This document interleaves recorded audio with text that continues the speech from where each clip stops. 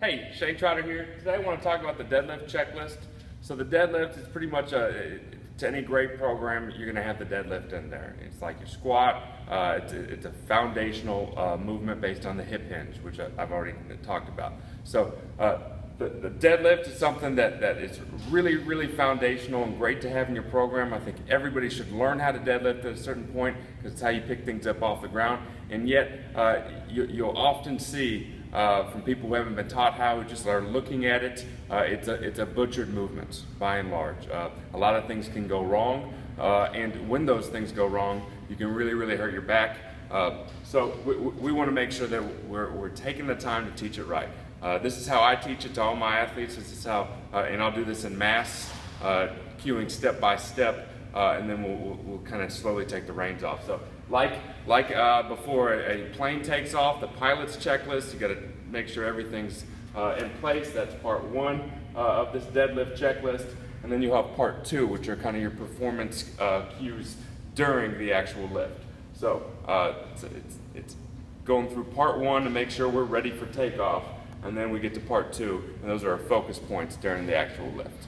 All right, so first, Grayson's gonna get the bar over his laces. He's just gonna make sure he sets up correctly. All right, then he's gonna grab the bar with an alternator grip and get his chest over his knees, over his toes.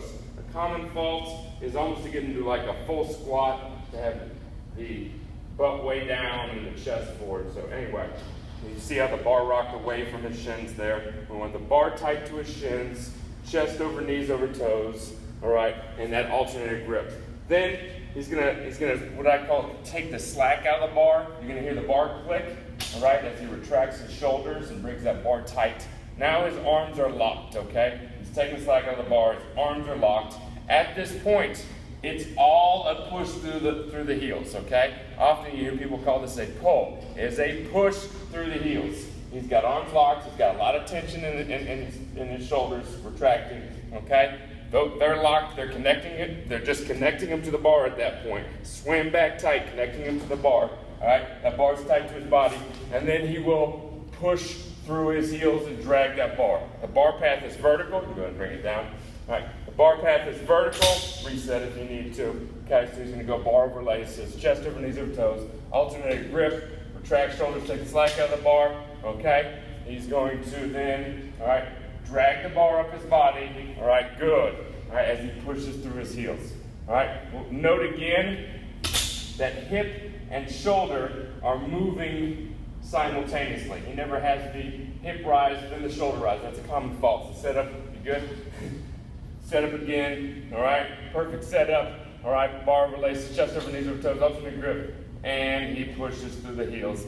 Hip extension, now take it back in reverse, okay? Hips flex, then knees flex, come down, okay? And to kind of work that pattern a little bit and to make sure to get rid of that fault, you'll see that fault sometimes where the athlete gets down and the hips are the first thing to rise and then the shoulders. Right? A great way to give that stability to make sure that fault doesn't happen is we'll do 2-inch pause deadlifts. You mind showing just a couple 2-inch pause deadlifts? He's going to get down, all right? He's going to, same checklist, bar laces, chest over knees over toe, alternate grip, retract, all right? Knees push out against elbows in, push. He's going to pause at 2 inches, then finish, good, and come back, hips flex, the knees flex, pause, and then finish, okay? So that helps train that grip, helps train that strong retraction, all right, and gives them a little more control throughout the duration of the lift, all right? So that is the deadlift checklist. That's how I teach it. I'll teach it in mass. We'll have usually, all the racks going at once, all the kids. There will be a 2-to-a rack. I'll have one kid who's helping make sure that the kid who's lifting is staying honest and staying on that deadlift checklist, and he's learning the cues himself as he coaches the other athlete, and of course I'm patrolling, cueing all those things. And that is, in my experience, the best way to teach the deadlift to any individual or multiples at once.